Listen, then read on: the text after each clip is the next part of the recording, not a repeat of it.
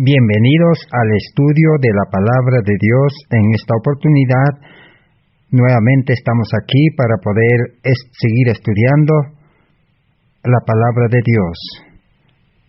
Nuestra cordial bienvenida a todos los hermanos en la fe de nuestro Señor Jesucristo y a todos los amigos y público en general que por la gracia de Dios pueden participar de este estudio que estamos realizando en este corto tiempo de paz que Dios nos concede a toda la humanidad. Estamos estudiando esta serie de estudios del plan de salvación en el nuevo pacto.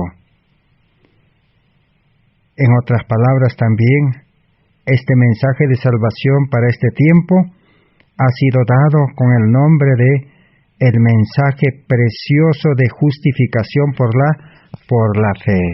Un mensaje que Dios ha dispuesto para liberarnos completamente del pecado que está en nosotros, la raíz del pecado, el egoísmo, para liberarnos también del pecado de este mundo. Este mundo está lleno de pecado y el Satanás utiliza este mundo para poder tentarnos por medio de nuestros sentidos. Y en tercer lugar, vencer al enemigo de Dios, a Satanás. ¿Quién es el autor del pecado? ¿Quién es el que trabaja día y noche para poder, si es posible, dice, tentar, engañar a los escogidos? Su trabajo es hacer caer en tentación, así como al principio en el Edén, donde no había pecado, Satanás tentó a Eva y le hizo caer. Ese es el trabajo que hoy está realizando. Pero este mensaje que estudiamos es un mensaje que tiene poder, porque es la palabra de Dios, palabra inspirada, y necesitamos creer, porque el pueblo de Israel también durante 40 años escuchó este mensaje de salvación. Aún con sus propios ojos vieron todos los días el plan de salvación en el santuario, en los servicios del santuario. Pero como ellos, dice, miraron con los ojos físicos, escucharon con el oído físico, pero sin fe no les aprovechó, dice, el evangelio de las buenas nuevas de la salvación del pecado. Por eso hoy nosotros necesitamos creer, confiar, creer que la palabra de Dios es verdadera.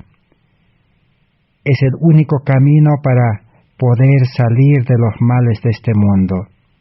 Es el único camino para poder ser liberado de la raíz del pecado que está en nuestro corazón, o del almacén del pecado, como dijo Jesús, que del corazón, es decir, de la mente, salen todos los males. Pero Cristo ha venido a este mundo y ha demostrado de que sí se puede vivir dependiendo de Dios, haciendo la voluntad de Dios, viviendo la vida espiritual. Sí se puede vencer el pecado. Y Cristo venció al pecado en este mundo hace 2000 años atrás, y nos quiere dar esa vida a cada uno de nosotros. Por eso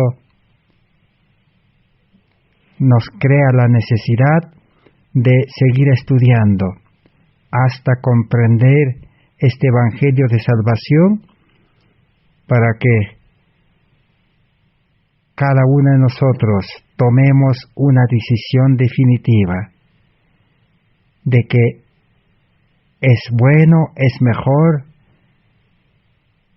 es todo lo que el hombre puede, lo mejor que el hombre puede aceptar y tener, la salvación en Cristo Jesús. Estamos en el estudio número 293 de esta serie, de justificación por la fe. El justo debe vivir por fe en el tiempo especialmente de crisis, en el tiempo de angustia. Este mensaje prepara a los cristianos para los tiempos difíciles todavía que en este mundo debe manifestarse. Por eso necesitamos comprender los sencillos pasos de la salvación, los requisitos o las condiciones para poder empezar la carrera cristiana de la inmortalidad, para poder ser instrumentos de justicia en las manos de Dios para llevar este mensaje al mundo. Este mensaje debe inundar el mundo como las aguas cubren la mar. Este mensaje debe iluminar el mundo como el sol ilumina al mediodía. ¿Y qué es lo que va a iluminar? La gloria de Dios, dice. Y la gloria de Dios iluminará. Apocalipsis 18:1. ¿Y qué es la gloria de Dios? Dios le mostró a Moisés su gloria. Le dijo a Moisés: yo te mostraré mi gloria. Y hizo pasar delante de Moisés, dice, todo el carácter que Cristo, que Dios tiene. Y Moisés comprendió y expresó en palabras y dijo: Jehová, Dios, dice, grande en misericordia, un Dios de amor, un Dios justo, de justicia, pero lento para la ira. Así que el carácter de Dios, su gloria, es un carácter de amor, de misericordia, de bondad, de paz. Esa es la gloria de Dios. Y Dios quiere darnos esa gloria a cada uno de nosotros, su carácter, su imagen. Porque nuestro carácter es un carácter pecaminoso, es un carácter que no se mantiene firme en los tiempos difíciles, un carácter que es de ira, como dice la Biblia. Somos hijos de ira. Por eso el ser humano se molesta, el ser humano se resiente, el ser humano responde a los ataques. El ser humano pues guarda rencor, guarda ira, cólera, y el ser humano ofiende. Así es la personalidad del ser humano carnal. Por eso ese carácter está manchado, dice la Biblia, está contaminado de pecado, de egoísmo. Por lo tanto, Dios no puede utilizar ese carácter, Dios no lo puede mejorar. El cristianismo no necesita mejora, sino necesita cambio. Y realmente este mensaje que estamos estudiando lleva al cambio total, a un cambio radical, de una vida de pecado a una vida de santidad, de una vida de desobediencia a una vida de obediencia, de una vida apartado de Dios a una vida unida a Dios. Y así podemos detallar un cambio total. Es lo que ofrece el plan de salvación. Y la pregunta que necesitamos hacernos es, entonces, ¿por qué hoy el cristianismo no tiene esa vida santa, consagrada? ¿Por qué el cristianismo sigue sirviendo al mundo, sigue siendo esclavo del mundo? Ama el mundo, le gusta el mundo. ¿Por qué?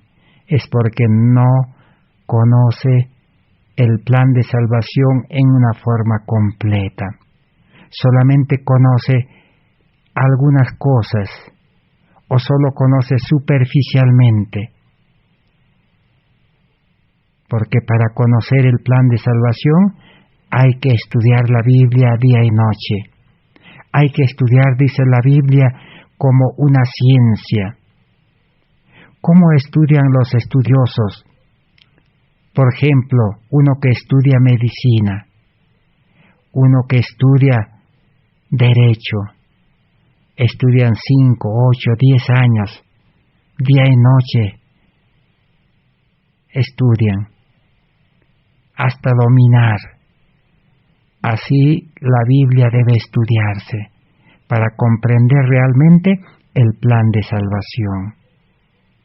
Y por la gracia de Dios, y Dios ha visto conveniente revelarnos en este tiempo lo esencial, lo básico, el fundamento, el eje central, podemos decir, de la salvación, es conocer los sencillos pasos de la salvación. O también se lo llama los requisitos, o también se llama las condiciones, porque toda promesa de Dios es condicional. Entonces la promesa de la salvación es condicional.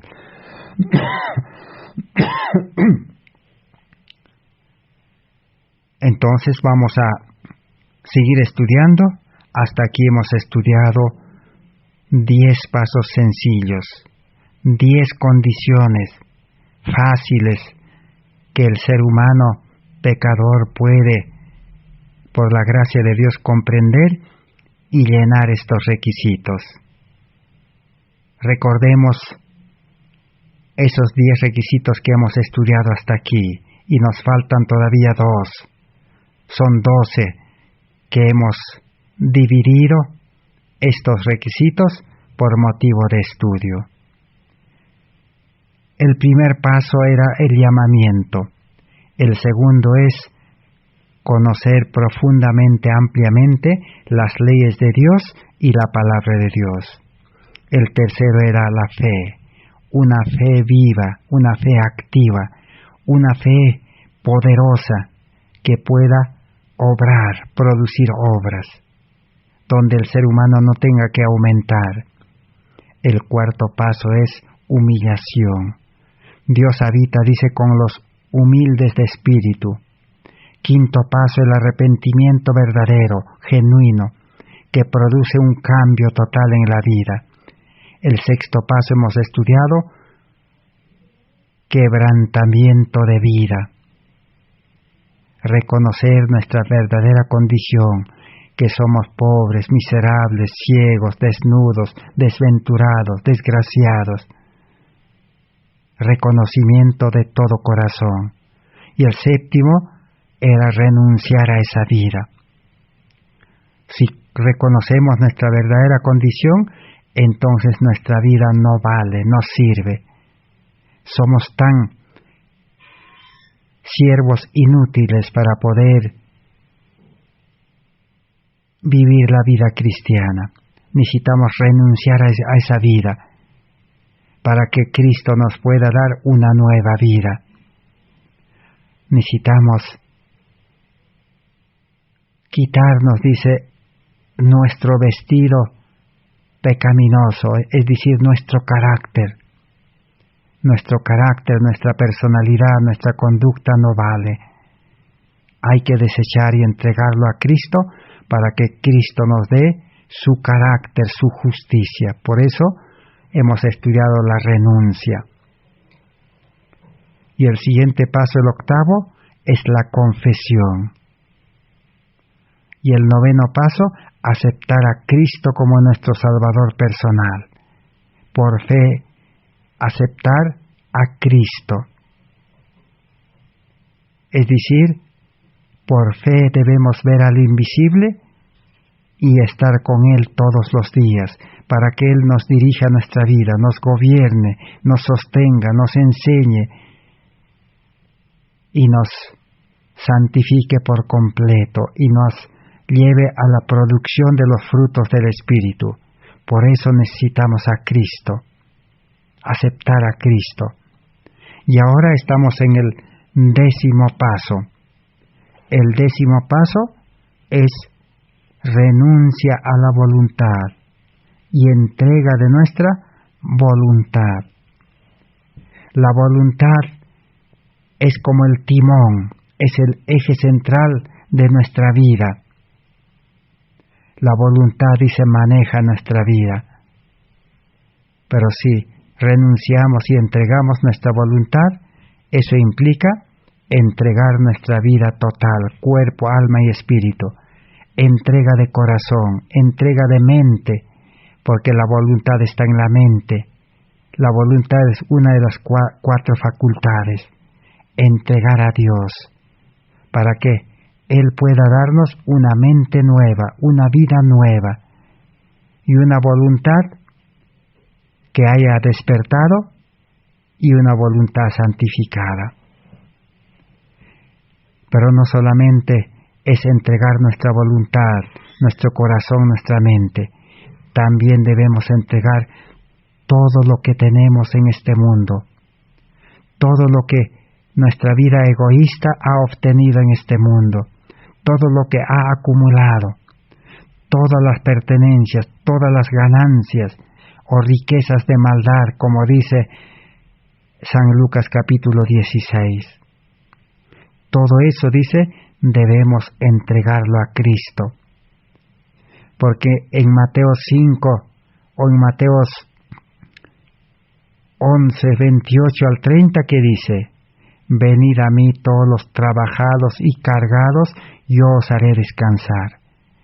Vengan, dice, todos los que han trabajado en este mundo, y traigan sus cargas. El ser humano tiene dos clases de carga.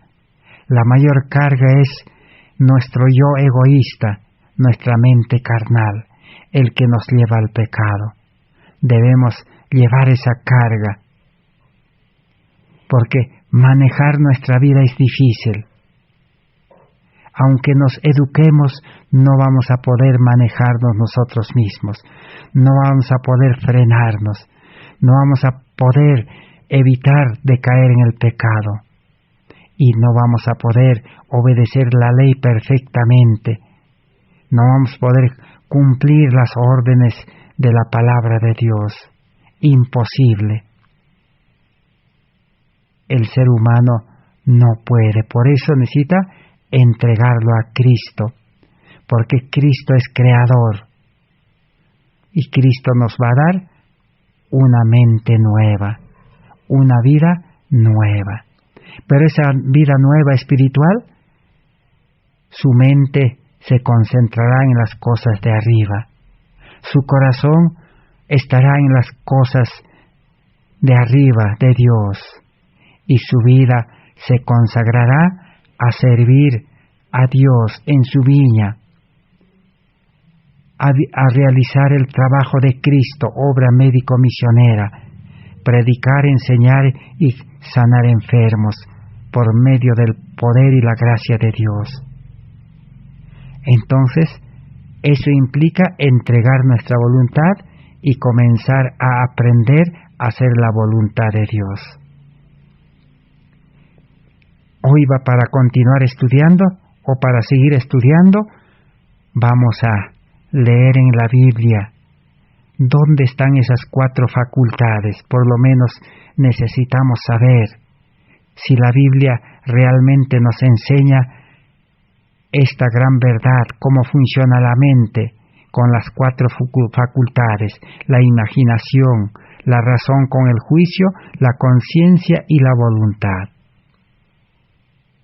Vamos a leer en Proverbios 18:11 acerca de la imaginación. ¿Qué dice la Biblia? Las riquezas del rico son su ciudad fortificada, como una alta muralla en su imaginación. Así que el rico, dice, si imagina que su riqueza le da seguridad, le va a solucionar todos los problemas. Se siente seguro, dice, con su riqueza, el rico, porque se imagina que eso le va a dar solución. Pero esa imaginación no es correcta, porque se imagina mal. Su imaginación está corrompido, como hemos leído, está malogrado por el pecado. Se imagina mal, utiliza mal la imaginación. porque la riqueza no soluciona. Salomón dijo es vanidad, vano, no sirve para nada. Solo sirve momentáneamente para complacer los gustos, los apetitos, los deseos del ser humano, momentáneamente, temporalmente. Así actúa la imaginación del ser humano pecador. Por eso necesitamos entregar nuestra mente para recibir de vuelta una imaginación purificada, una imaginación limpia, pura, santa. Ahora veamos de la razón. Proverbios 11:22. Dice así: anillo de oro en nariz de puerco es la mujer hermosa, apartada de la razón. Así describe la Biblia las Américas, o también en la Biblia Reina Valera, versión 1960 y 1977. Voy a repetir. Anillo de oro con nariz de puerco es la mujer hermosa, apartada de la razón. Una hermosa mujer que aparentemente parece una mujer sabia, despierta, pero a causa del pecado tiene una razón torcido, una razón que no funciona como debe ser. Entonces esa mujer dice de nada sirve su vida, siempre va a andar mal. Necesita una razón que pueda funcionar bajo la dirección del Espíritu Santo y con la ley de amor escrita en el corazón, en la razón. La razón que está en la mente necesita la ley de amor. Pero toda mujer que nace en este mundo sin Cristo está apartada de razón. Ahora veamos de la conciencia un ejemplo nada más. San Juan 8:9. Al oír esta palabra, acusados por su conciencia, salieron uno a uno, empezando desde los más ancianos, y quedó solo Jesús y la mujer ante él. Aquí la Biblia está hablando del caso de María Magdalena, la mujer pecadora, que le encontraron, dice, en el acto del adulterio, y lo trajeron a Jesús para que Jesús pueda pronunciar un juicio. Pero ¿qué pasó? Jesús les dijo: el que no tiene pecado, el que es limpio, puro, santo, sin mancha, sin contaminación, comience a arrojar la primera piedra. Pero ¿qué aconteció? El Espíritu de Dios actuó y despertó la conciencia de ellos. Y todos, dice, desde el más anciano hasta el último, su conciencia de ellos comenzó a acusarles de que ellos también son más pecadores. No en ese pecado del adulterio, en otros pecados, en el egoísmo, en la avaricia, en el orgullo, en la hipocresía, en las concupiscencias, en el amor al mundo. Así que todo ser humano que ha nacido en este mundo, todos están atestados, dice, de todo pecado, de todos los males. Ningún ser humano es mejor que otro. Todos hemos nacido llenos de maldad. Lo que pasa es que faltó oportunidad para que el pecado aflore y se muestre en actos. Pero esta mujer tuvo la oportunidad de poder caer en ese pecado del adulterio. Pero quizás nosotros no hemos caído en ese pecado, pero en otros males hemos caído. Entonces la conciencia se despierta y acusa. Es como una persona que ha asesinado a alguien y lo ha escondido, lo ha enterrado en un lugar desconocido y no quiere que nadie descubra este homicidio. Pero ¿qué pasa? Ese homicida, ese asesino, su conciencia le va a acusar. Todas las noches no va a poder dormir. La conciencia le va a martillar. Hasta puede quedar enfermo o puede perder la razón. A la final tendrá que confesar para que su conciencia ya no le acuse. ¿Y quién es el que acusa por medio de la conciencia? Es Dios, el Espíritu Santo. Dios actúa por medio de la conciencia. La conciencia dice la voz de Dios. Dios habla al ser humano por medio de la conciencia. Por eso Dios le dijo a Caín, ¿qué le dijo a Caín? Que la sangre de tu hermano Abel clama. No le dejaba tranquilo su conciencia de Caín. Y ahora veamos lo último, la voluntad. Efesios 2:3. Entre ellos, todos nosotros también vivimos en otro tiempo al impulso de los deseos de nuestra carne, haciendo la voluntad de la carne y de los pensamientos, y éramos por naturaleza hijos de ira, igual que los demás. Así que todos los seres humanos somos hijos de ira. Por eso nos molestamos, nos resentimos, nos enojamos y también ahora ofendemos y tratamos mal a otros.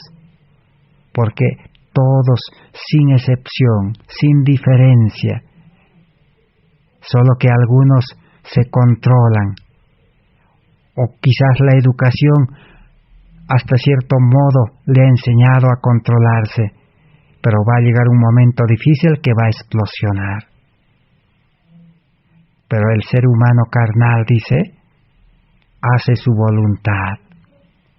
Por hacer su voluntad es que se enoja y pierde el control de su vida, pierde el control de sus palabras, suelta palabras que hieren más que la piedra. Es porque el ser humano actúa bajo su voluntad, pervertido, malogrado por el pecado. Por eso el ser humano, para liberarse de la ira, de la cólera, del rencor, del enojo y de toda esa clase de males, la solución es entregar la voluntad a Cristo. Para vivir unido a Cristo, haciendo la voluntad de Dios. Ahora ya no hay lugar para la ira.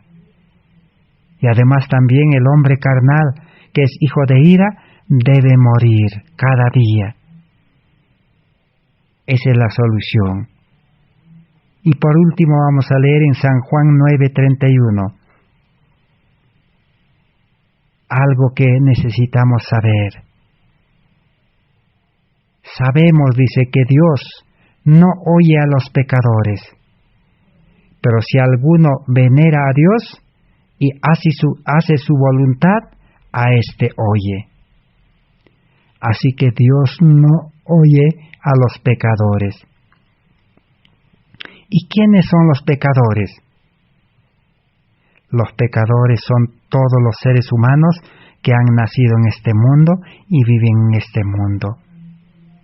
Todo ser humano que vive con su sabiduría humana, con la preparación en las escuelas de este mundo. Todo ser humano que confía en sí mismo es pecador. Para no ser pecador, o para liberarse del pecado, necesita recorrer los 12 pasos sencillos y entregar su vida completamente a Dios y entregar su voluntad.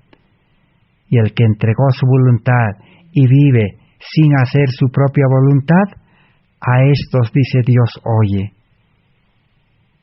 Voy a repetir.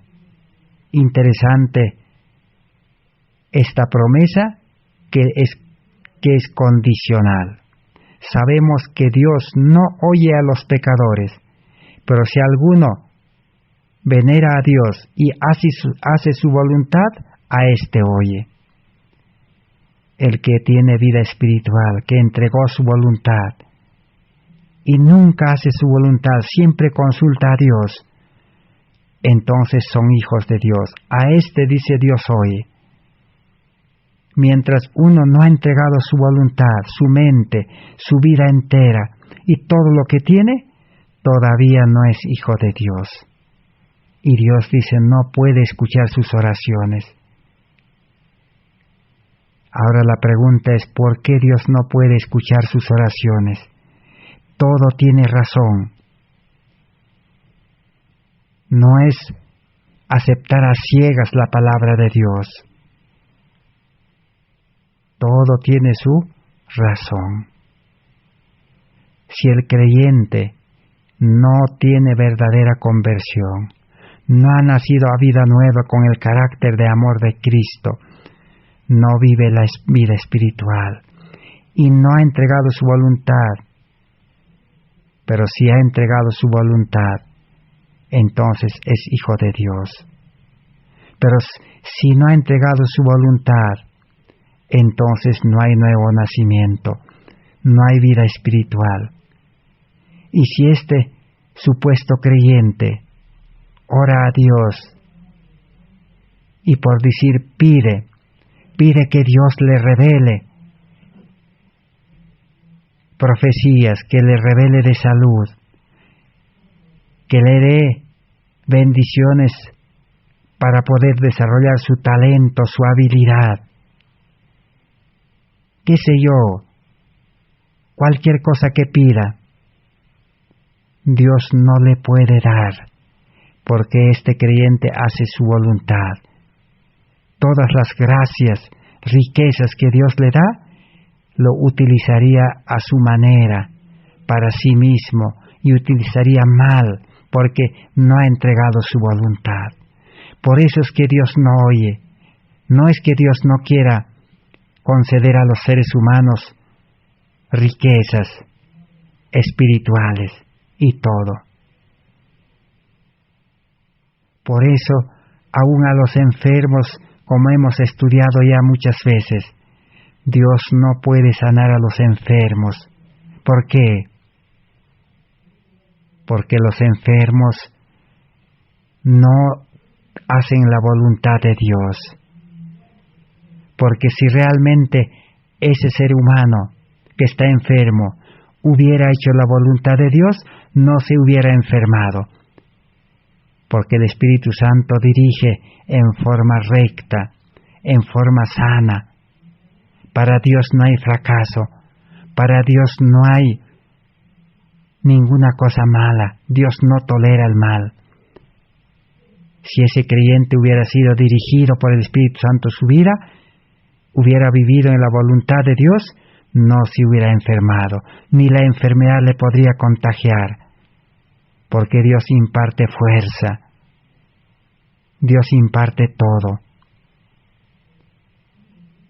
Pero como ahora está enfermo, si Dios le sana, comenzaría a hacer su voluntad, a complacer sus apetitos, sus gustos, y se contaminaría otra vez. La Biblia dice, sería como el puerco, como el cerdo lavado. Si a un cerdo lo lavan, el cerdo vuelve a revolcarse. Entonces, de nada sirve lavarle. Así sería. Dios le puede sanar, pero como no conoce la palabra de Dios, no hace la voluntad de Dios, seguiría abusando de su cuerpo físico. Seguiría consumiendo alimentos que le van a enfermar. porque no hace la voluntad de Dios. Entonces, un enfermo, por decir, si quiere sanarse por el poder de Dios como recibiendo el milagro, ¿cuál es el requisito? Los pasos que debe dar. Entregar su vida, cuerpo, alma y espíritu. Conocer estos 12 pasos sencillos y llenar esas condiciones, ahora sí, acepta a Cristo como su Salvador personal. Y al aceptar a Cristo, acepta a Cristo como el médico de los médicos. Y si acepta al médico en su casa, en su vida, pregunto, ¿por qué el médico no lo va a poder sanar? Es como si uno tuviera la visita, si un enfermo tuviera la visita de un médico amigo, ¿por qué ese médico no lo va a poder atender? Sí lo va a atender.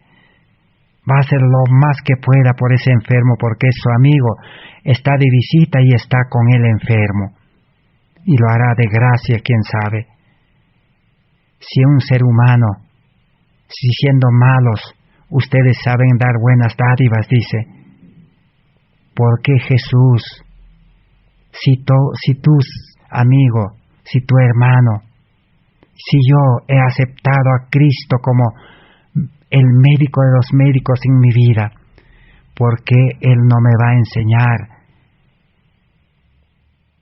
a tener una buena salud? ¿Por qué Él no me va a alimentar con una alimentación 100% sano, como alimentó 40 años al pueblo de Israel? ¿Por qué si estoy enfermo no me va a sanar con el poder que tiene de hacer milagros?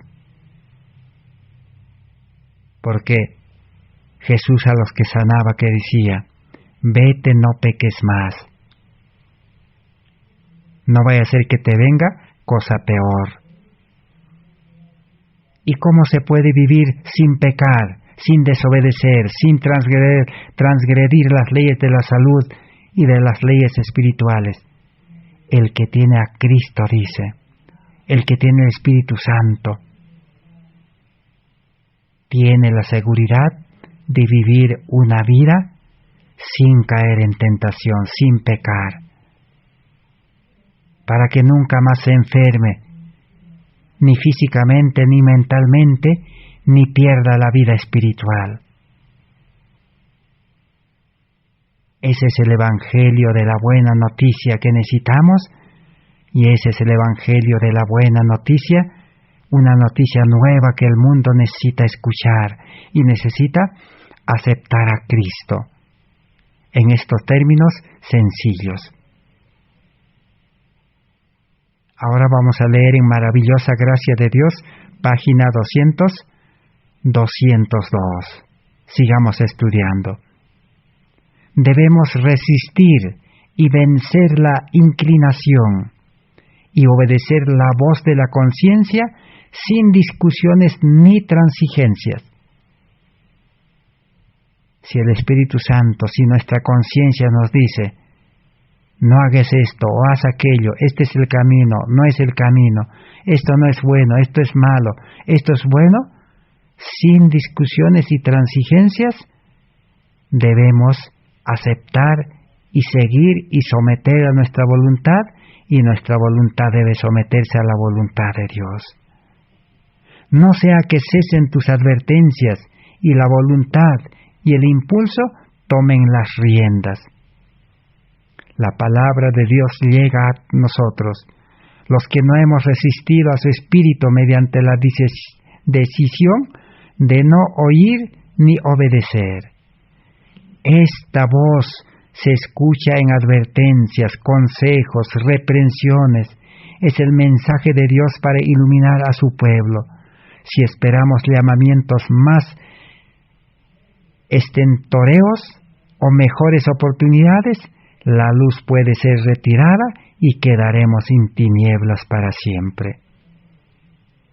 Hoy necesitamos escuchar la voz de Dios, la voz del Espíritu Santo que nos suplica, que nos llama al arrepentimiento, a la entrega, a aceptar a Cristo, recorrer los 12 pasos sencillos. Si nosotros nos descuidamos, si somos indiferentes, si rechazamos o si esperamos mejores oportunidades, si decimos mañana, al otro mes, al otro año, será, dice, demasiado tarde. La salvación es tan sencillo.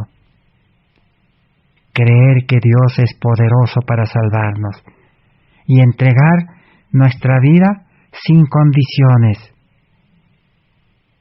para vivir recibiendo una nueva vida y manteniéndonos sin apartarnos de Cristo. Así de fácil es la salvación. Pero el mundo religioso, el mundo cristiano moderno,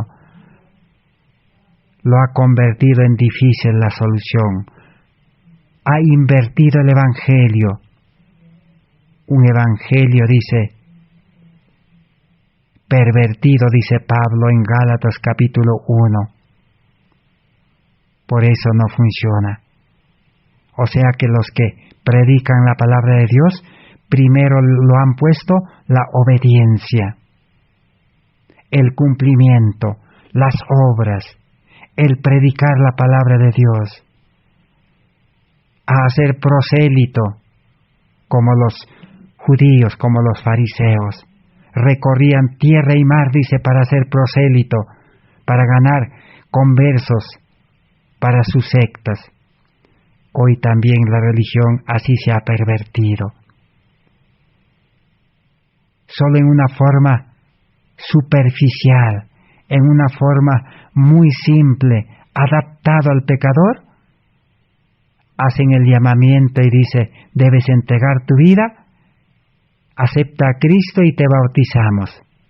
Si crees, te bautizamos. Y los creyentes bautizados de las aguas del bautismo salen igual que antes. No hay ningún cambio radical. ¿Por qué? Es que no han comprendido, no han renunciado a su yo, a su ego, a su vida carnal. No han renunciado a su mente, a su voluntad, y no han entregado su voluntad. Y no han entregado tampoco todas sus pertenencias, todos sus bienes, todas sus ganancias de maldad, riquezas de maldad, riquezas de injusticia, no han entregado. Quieren seguir cargando, quieren avanzar en el camino angosto hacia el cielo, cargado de sus riquezas, de sus preocupaciones, de sus afanes, de buscar las cosas de este mundo. Por lo tanto, no hay nueva vida. Siguen lo mismo. Ese es el evangelio pervertido que se ha enseñado todo el tiempo. Hablando de este último tiempo, podemos decir desde 1888, 133 años sigue enseñándose el evangelio pervertido. Especialmente el adventismo se ha aferrado más y más a la ley. Quieren solamente obedecer la ley, guardar el sábado externamente, pero su corazón de ellos está descontento, no lo guardan de corazón. La guarda del sábado, el cumplimiento de la ley no sale del corazón, no es una delicia, no es un placer, no es un gozo. Solamente lo hacen por cumplir, porque también el egoísta desea salvación. Así como el egoísta desea los reinos de este mundo, también quiere el reino celestial. Por eso la vida cristiana, la vida religiosa no funciona, es un fracaso, es tibieza, es estancamiento y sequedad, dice. Seco como las colinas de Gilboa, donde no cae, dice, ni una gota de agua. Así es la vida de los profesos cristianos. ¿Qué necesita hacer? ¿Cuál es la solución? Es solamente colocar el evangelio en el lugar correspondiente, en el orden correspondiente, Primero es la conversión, el nuevo nacimiento, renunciando a la vida, al mundo, y ahora sí vendrá la obediencia, el cumplimiento, predicar el Evangelio, dar los diezmos, ir a las reuniones, congregarse, todo vendrá por gracia y de gracia. Los dirigentes, los líderes no necesitarán obligar, imponer cargas, exigir, ordenar, mandar, poner planes, no necesitarán, porque los planes de evangelismo están en la Biblia. Ya está dado todo, id por todo el mundo y predicar el Evangelio. Dios no puede mandar a predicar sin que exista un plan. El plan ya está en la Biblia. El nuevo creyente recibe el plan del Espíritu Santo en su mente, en su corazón. Y del corazón sale la obediencia. Vamos a leer en Maravillosa Gracia de Dios, página 202. Dice así: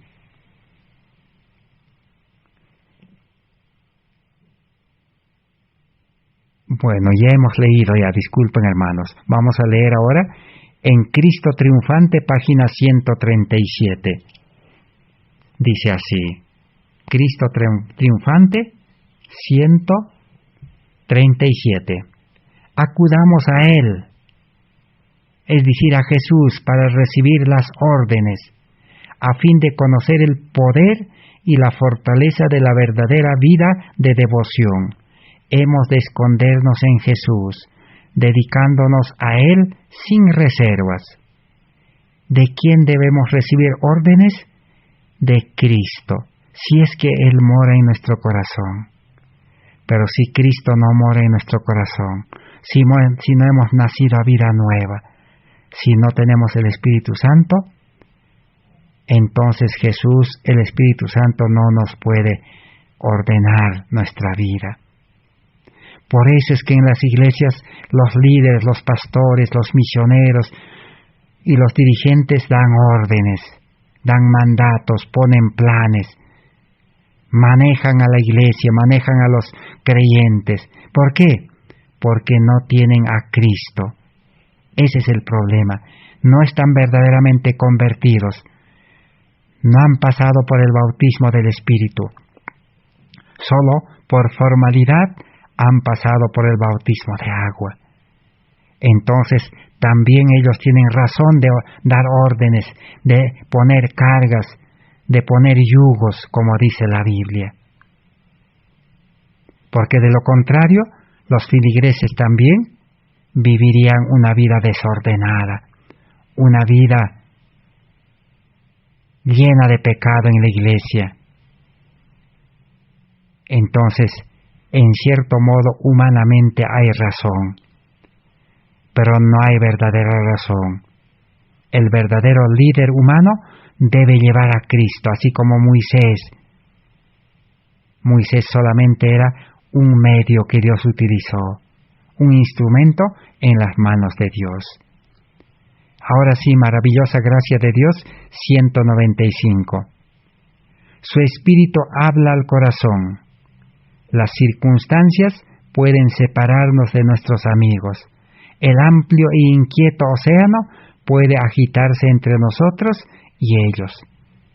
Pero nada puede separarnos, dice, del Espíritu Santo ni de Cristo. Por eso el Espíritu Santo dice, habla al corazón. Y cuando la Biblia habla de corazón, habla de la mente. Y cuando hablamos de la mente, para escuchar la voz del Espíritu Santo, hablamos de la conciencia. La conciencia es la voz de Dios. Dios nos cuida, página 179. La voz del deber es la voz de Dios. Ahí está. Repito, la voz del deber es la voz de Dios. Un guía innato dado por el cielo. Ya sea placentero o no, debemos realizar la tarea que se ha puesto directamente en nuestro camino. Si el Señor desea que lleváramos un mensaje a Nínive, no le agradaría que fuéramos a Jope o a Capernaum. Dios tiene razones para enviarnos al lugar hacia el cual nuestros pies son dirigidos. Así que la vida verdadera cristiana es caminar, es andar, es obrar bajo la dirección del Espíritu Santo, escuchar la voz de las órdenes, de los mandatos, de los estatutos, de las leyes, directamente de la voz del Espíritu Santo a nuestra conciencia. Y si ese deseo de andar, deseo de hacer, de cumplir, de obrar, de ir a predicar, nace en el corazón, dice, sin titubeos, sin murmuraciones, sin descontento, sin buscar pretextos, debemos obedecer, dice. Porque cuando Dios habla al corazón, Él también da todo lo necesario para efectuar esa labor. Y no solo da todo lo necesario, sino también Él mismo va con el creyente para cumplir esa labor. Dios ordena y Él mismo va con el creyente. Esa es la verdadera obediencia. Por eso las obras del creyente son obras de Dios, no son sus obras. Por eso dice, si el Señor desearía que lleváramos un mensaje a Nínive como Jonás, no le agradaría que fuéramos a Jope o Capernaum. Dios tiene razones para enviarnos al lugar al cual nuestros pies son dirigidos por el Espíritu Santo. No debemos ser como Jonás. Jonás quiso huir, hacer su voluntad. Pero como él era sincero, él era profeta, hijo de Dios, Dios lo regresó. Y ahora Jonás tenía que obedecer a Dios, hacer la voluntad de Dios. Y Dios le dio poder, fuerza, sabiduría. Aún hizo el milagro de poder salvarlo de la muerte en el mar, porque lo arrojaron al mar del barco y Dios preparó un pez grande que lo tragó y luego lo vomitó a las orillas del mar. Y ahí en las orillas también Dios hizo salir una planta para sombrearle a Jonás. Y luego Dios mismo lo condujo a Nínive y le puso las palabras y pregonó porque tenía poder. Y todo Nínive aceptó ese mensaje porque tenía poder. Y todos reconocieron su vida pecaminosa y experimentaron arrepentimiento y fueron salvados de la destrucción que Dios tenía preparado para Nínive. Así hoy debe ser la predicación. Si somos convertidos, el Señor nos dirigirá, el Señor nos llevará. A Pedro le dijo, tienes que ir a tal lugar. A Ananías le dijo, tienes que ir a tal casa. Allí está Saulo orando. Y así Dios dirigía.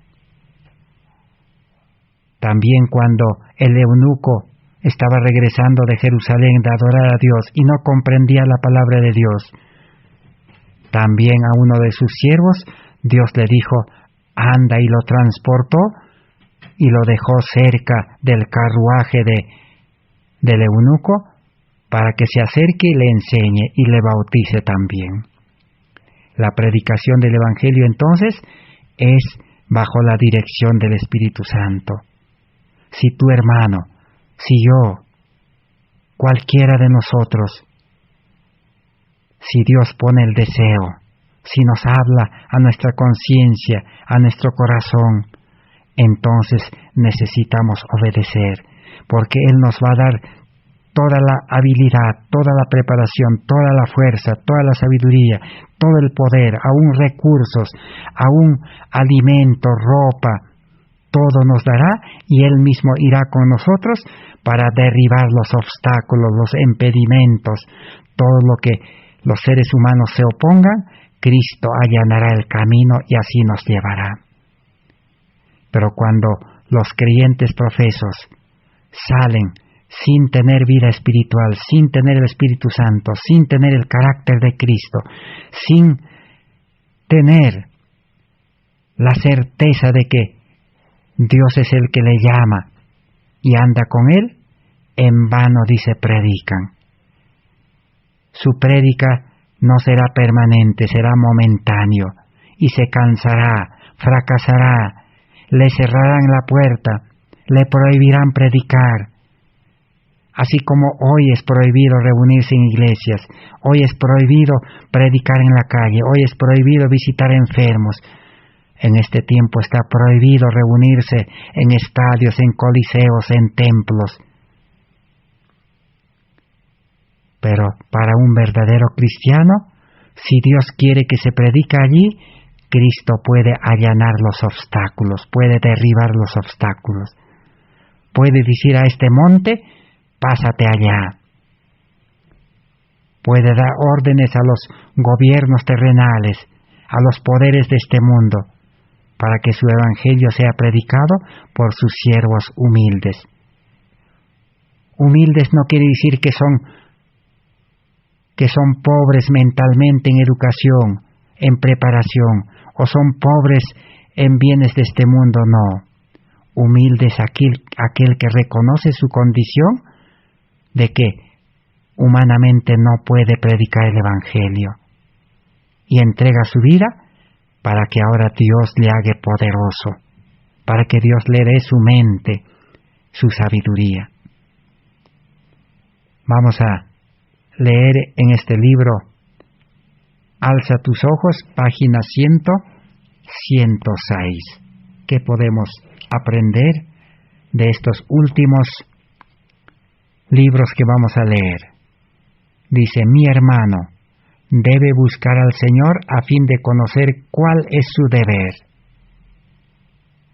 Busque, dice, al Señor para saber cuál es su deber, qué debe cumplir, qué debe hacer, dónde debe ir, dónde debe vivir, qué debe trabajar.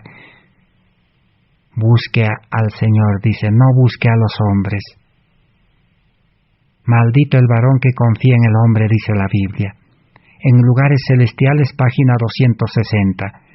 La supresión de una defensa de la conciencia. El descuido en hacer la cosa misma que el Señor ha señalado. Un paso en el camino del principio equivocado. Frecuentemente conducen a un cambio entero de la vida y la acción. Así que si nosotros, dice, no obedecemos a la voz de la conciencia, si descuidamos, dice, el deber que Cristo nos ha señalado, si damos un paso en el lado equivocado, frecuentemente, dice, nos conducen a un camino equivocado, al fracaso. Vamos a leer ahora en Cada Día con Dios 356. Cristo es el gran obrero maestro. Nosotros somos sus colaboradores. Tiene derecho a asignarle a cada cual su tarea. A cada cual asegúrese de hacer la tarea que se le asignó. Hagamos fielmente la obra que el Señor ha puesto en nuestras manos. Así que entonces, ¿quién es el obrero principal, el maestro? Es Cristo. Y nosotros, sus colaboradores, siervos inútiles, ayudantes. Así es el verdadero cristiano. Cristo es el verdadero obrero que va al frente de la batalla, al frente de la tarea de predicar el Evangelio. Y nosotros colaboraremos, seremos instrumento en sus manos. Y Cristo nos asignará, dice, nuestra tarea, y Él mismo cumplirá la tarea con nosotros. y cada cual, dice, asegúrese de hacer la tarea que se le asignó. Por eso, el verdadero cristiano no recibe las tareas del dirigente, de la iglesia, del líder, no recibe de Cristo, porque el líder se puede equivocar, a no ser que Dios le haya revelado que es diferente, el Espíritu Santo. Debemos hacer fielmente las obras de Dios conforme Él nos indique, dice. Una y otra vez se me ha instruido que diga al pueblo: tengan fe en Dios y confíen en Él, no dependan del hombre sujeto a error para que les diga cuál es su deber. Ahí está. Entonces, y ahora alguien dirá, entonces, ¿para qué están los hombres? Ellos están para predicar el Evangelio, para predicar a Cristo crucificado y para hacer comprender el plan de salvación, los requisitos, las condiciones, los pasos sencillos y conducirlo a Cristo. Decirle: he aquí el Cordero de Dios que quita el pecado del mundo. Entregarlo a Cristo, al bautismo del Espíritu y al bautismo del agua. Ahí terminó la función del hombre. Ahora, ese creyente va a depender de Cristo, ya no del hombre. El inconverso, el impío, el que no es convertido, necesita a los líderes, necesita pastores, misioneros, guías, teólogos, de todo, sacerdotes. Pero cuando encontró a Cristo, ya no necesita. Porque también esos líderes, esos maestros, deben ir a buscar a otras ovejas perdidas, a otros creyentes para llevarlo a Cristo. Por eso para el pueblo adventista dice: ¿por qué los pastores revolotean sobre las iglesias? Deben ir a campos nuevos a buscar más conversos, más almas, para llevar más almas a Cristo. Pero como la iglesia está llena de inconversos y no conocen este plan de salvación, ¿quién sabe? No conocen la justificación por la fe, entonces pues los líderes están condenados a cuidar las iglesias, porque es un pueblo inconverso, incrédulo, rebelde. Porque si los pastores van a buscar más almas, cuando regresen ya no encontrarán a ninguno. Por eso es que no dejan las iglesias, los grupos, los ministerios. Necesitamos un pueblo convertido, una iglesia convertida. Todos los creyentes convertidos verdaderamente, desde el pastor hasta el último creyente. Así es el plan de salvación. Que Dios pueda bendecir su palabra en esta oportunidad.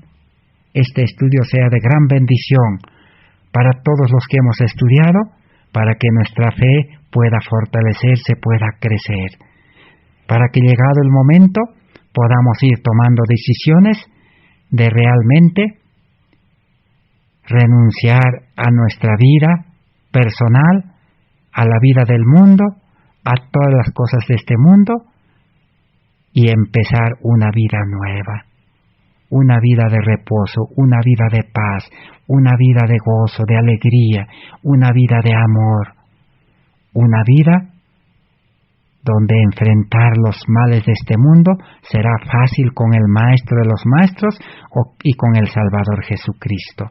Que Dios bendiga su palabra. Gracias por vuestra atención. Será hasta el próximo estudio. Amén.